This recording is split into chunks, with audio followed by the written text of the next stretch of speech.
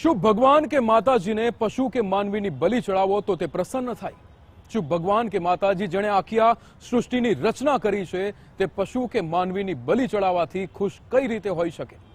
અંધશ્રદ્ધાના અંધકારમાં ડૂબેલા લોકોને આ વાત ક્યારેય નહીં સમજાય, પણ આ વાત ન સમજતા ઢોંગીઓ અંધશ્રદ્ધાની એ હદ વટાવે છે કે જે સાંભળીને તમારા પણ રૂવાડા ઊભા થઈ જશે.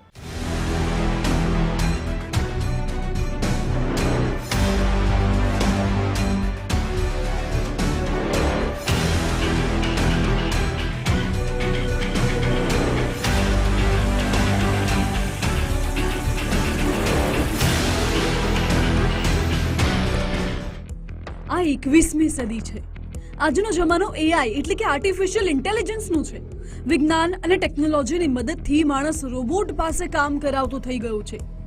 આ યુગમાં હજુ પણ ઘણા લોકો એવા છે જે આંખો બંધ કરીને ભૂત ભૂવામાં માને છે.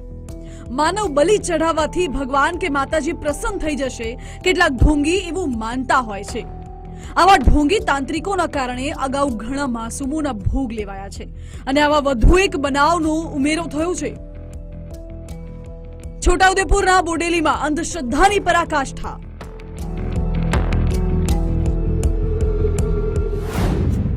પાણેજ ગામમાં અંધશ્રદ્ધાની આડમાં વધુ એક અપરાધ. તાંત્રિક વિધિના નામે 5 વર્ષીય બાળકીની બલિ.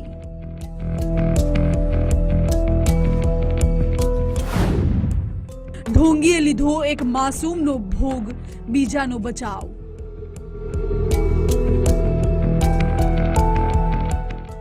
અંધશ્રદ્ધા અને તાંત્રિક વિધિના નામે એક હૈયું હચમચાવી નાખે તેવી ઘટના બોડેલી તાલુકાના પાણેજ ગામમાં ઘટી છે. ગામમાં રહેતા લાલુ તડવી નામના એક ભુવાએ તાંત્રિક વિધિ માટે 5 વર્ષની માસૂમ બાળકીની હત્યા કરી નાખતા ચકચાર મચી ગઈ છે. મૃતક બાળકીની સામે જ રહેતા ઢોંગીએ આંખના પલકારામાં બાળકીને ઉઠાવી ઘરમાં લઈ ગયો અને માતા કે અન્ય કોઈ વ્યક્તિ આવે તે પહેલા કુહાડીનો ઘા મારી બાળકીને મોતને ઘાટ ઉતારી દીધી. આ રાક્ષસ અહીંથી અટક્યો નહીં, બાળકીના ભાઈની પણ બલિ ચઢાવવાની તૈયારીમાં જ હતો, પરંતુ એ પહેલા લોકો આવી ગયા, બાળકને બચાવી લેવાયો અને ઢોંગીને પકડી पुलिसના હવાલે કરી દીધું. तो इस तरह की फरियाद ज्योति बहन ने दी है और उसके फरियाद के चलते हमने आरोपी को हिरासत में भी ले लिया है, पूछताछ जारी है. और अभी प्राइमरली ये मामला नरबली का लग रहा है क्योंकि उसने जो खून लेके मंदिर की सीढ़ियों पर चढ़ाया है, इस वजह से हम उस डायरेक्शन में तपास कर रहे हैं और किसी का इन्वॉल्वमेंट अभी तक सामने नहीं आया है. और जैसे ही पुलिस को और जानकारी मिलती है कि इसका कोई और कारण है या नहीं है, हम आपको बताएंगे. लेकिन अभी ये मामला नरबली का लग रहा है और जो व्यक्ति है आरोपी वो थोड़ा विकृत प्रकृति का लग रहा है, इस वजह से ऐसा हो सकता है कि उसने ये गुनाह किया है. પાડોશમાં રહેતા ઢોંગી તાંત્રિકે લીધો માસૂમનો જીવ.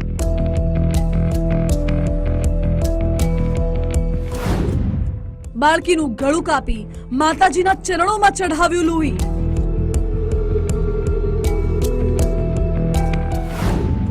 ભુવાએ બાળકીને તેની માતાની નજર સામે ઉઠાવી. પોલીસના કહેવા મુજબ આરોપી લાલુ તડવી પાણેજ ગામમાં રહે છે. તાંત્રિક વિધિ અને દોરા ધાગાનું કામ કરી લોકોના દુઃખ દર્દ દૂર કરવાના તરકટ કરે છે. લોકો પણ તેને ભુવા તરીકે માને છે, પરંતુ આ ઢોંગી સામે રહેતા પરિવારની બાળકીનો ભોગ લઈ લેશે એ વાતનો કોઈને અંદાજ પણ નહોતો. સવારનો સમય હતો. દરરોજની જેમ જ્યોતિબેન તડવી દીકરા અને દીકરીને લઈ કપડાં ધોવા બહાર નીકળ્યા. ત્યારે લાલુ તડવી જ્યોતિબેનની નજર સામે તેમની દીકરીને ખેંચીને લઈ ગયો. આ જોઈ તેમણે બૂમાબૂમ કરતા લોકો ભેગા થઈ ગયા, પરંતુ ભુવાની હાથમાં કુહાડી જોઈ કોઈએ ઘરમાં જવાની હિંમત ના કરી. બીજી તરફ બાળકીને જમીન પર સુવડાવી કુહાડીનો ફટકો મારી એક ઝાટકામાં હત્યા કરી નાખી. માતાજીના ચરણોમાં બાળકીનું લોહી ચડાવ્યું. ત્યારબાદ એ જ બાળકીના ભાઈની બલિ ચઢાવવા તેને લેવા ગયો. જો કે લોકો ભેગા થઈ જતા માણસના રૂપમાં રહેલા રાક્ષસને ઝડપી લીધો. આ બાબતે પોલીસને જાણ કરી માહિતી મળતા જ પોલીસની ટીમ ઘટના સ્થળે આવી બાળકીની લાશને પોસ્ટમોર્ટમ માટે મોકલી ભુવાની ધરપકડ કરી. કેવી રીતે અને શું ઘટના બની તે અંગે માસૂમની માતા સહિતના લોકોના નિવેદન લીધા.